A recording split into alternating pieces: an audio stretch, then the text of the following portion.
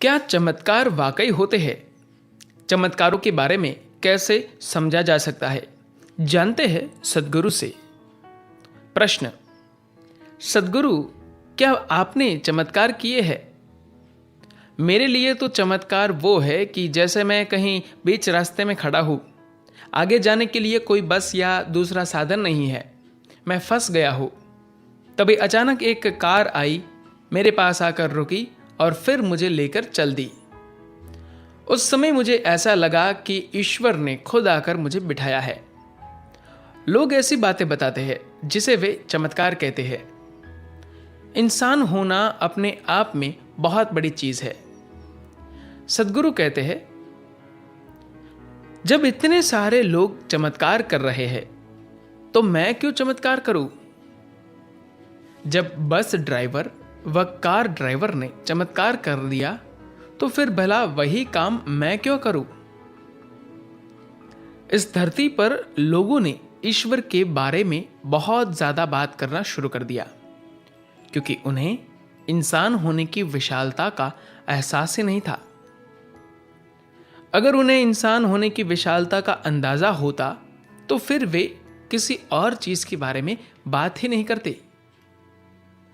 मुझे पता है कि आपको मेरी बात से अहंकार दिखेगा। तो अगर कोई कहता है खुद को जानो, या फिर उसका सारा ध्यान इस इंसान यानी खुद को जानने पर होता है, तो फिर वह भी बहुत अहंकारी हुआ। तो यह कोई अहंकार होने या अहंकार नहीं होने की बात नहीं है। यह सिर्फ जीवन को उसी तरह से देखने की बात है जैसा कि वह है। यह जीवन को वैसा बनाने के बारे में नहीं है जैसा आपको लगता है कि उसे होना चाहिए। जीवन को वैसा बनाने के बारे में नहीं है जैसा कि वो सामाजिक या राजनीतिक रूप से सही असमझा हो, बल्कि जीवन को वैसा देखने के बारे में है जैसा वह है। तो आपको लगा कि बस नहीं आएगी, लेकिन एक बस आ गई। आपको लगा कि भगवान ने आपके लिए बस भेजी है। ऐसे में तो आप बुनियादी मानवता भी भूल जाएंगे, क्योंकि तब आप बस ड्राइवर का शुक्रिया तक अदा नहीं कर पाएंगे। मान लीजिए आप भूखे हैं, कोई आया और उसने आपको खाना दे दिया। अगर आपने देखा कि कोई इंसान आपको आकर खाना दे रहा है तो आपके भीतर जबरदस्त कृतज्ञता का भाव आएगा। लेकिन अगर आप सोच रहे हैं कि ईश्वर इस बेवकूफ के जरिए मेरे लिए खाना भेज रहे हैं, तब जाहिर सी बात है कि आप अपने आसपास के इंसानों के प्रति कृतज्ञता का सहज भाव भी खो देंगे। और यही वजह है कि ईश्वरीय लोग आज सबसे ज्यादा अहंकारी हो गए हैं। अगर आप जीवन को वैसा नहीं देखते जैसा वह है, तो आप उन चीजों को लेकर कल्पना करना शुरू कर देते हैं जो आपके अनुभव में नहीं होती। मैं यह नहीं कह रहा कि वे चीजें होती ही नहीं, बल्कि वे अभी तक आपके अनुभवों में नहीं है।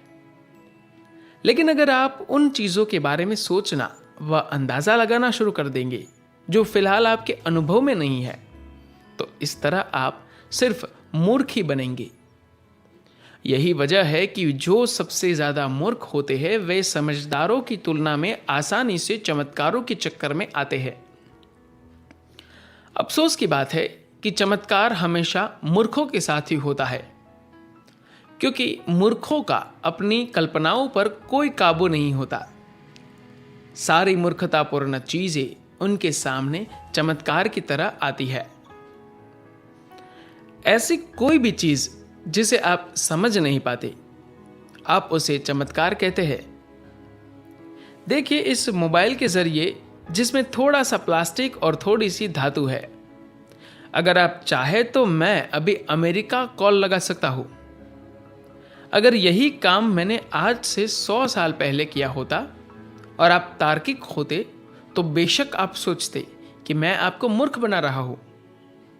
लेकिन आज जानते हैं आप कि यह एक हकीकत है, तो क्या यह चमत्कार है? बात सिर्फ इतनी है कि अस्तित्व के बारे में आपकी जानकारी और समझ जैसे जैसे बढ़ती जाती है, वैसे वैसे आपके लिए कोई चीज चमत्कार नहीं रह जाती है। अगर जीवन की आपकी समझ और अनुभव बेहद सीमित है तो आपके लिए हर चीज चमत्कार है। तो यहां जीवन को देखने के दो तरीके हैं। आप या तो हर चीज को चमत्कार के तौर पर देखिए या फिर कुछ भी चमत्कार नहीं है।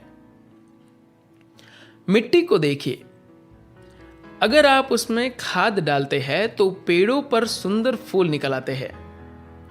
खाद बदबूदार है तब भी फूलों की खुशबू देखिए। अगर आप इस प्रक्रिया के बारे में नहीं जानते और अगर मैं आपसे कहूं कि मैं इस खाद को एक खुशबूदार फूल में बदलने जा रहा हूं तो आप क्या भरोसा करेंगे? मान लीजिए मैं अपने हाथ में खाद लूं और उसको फूल बना दूं, तो आप इसे एक चमत्कार कहेंगे। अगर यही काम एक पेड़ करता है तो आपको नहीं लगता कि यह एक चमत्कार है? आखिर यह भेदभाव क्यों? पेड़ भी तो चमत्कार कर रहा है। हर चीज जिसे आप नहीं समझते वह आपको एक चमत्कार की तरह लगती है। तो यह विज्ञान और अध्यात्म के बीच नजरिए का फर्क है। एक दिव्यदर्शी हर चीज को एक चमत्कार की तरह देखता है। एक वैज्ञानिक हर चीज को एक प्रक्रिया के रूप में देखता है। वे दोनों अलग अलग नहीं है, दोनों ही समान है। धन्यवाद।